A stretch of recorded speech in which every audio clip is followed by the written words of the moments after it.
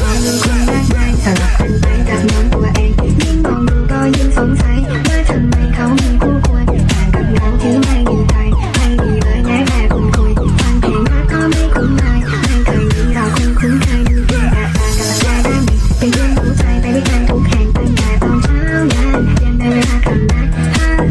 เหงาจนมาเหงาได้ใหญ่ๆเหงาได้ใหญ่ๆใครนั้นเข้าใจความรู้สึกแบบนี้การมาเทอยู่ไหน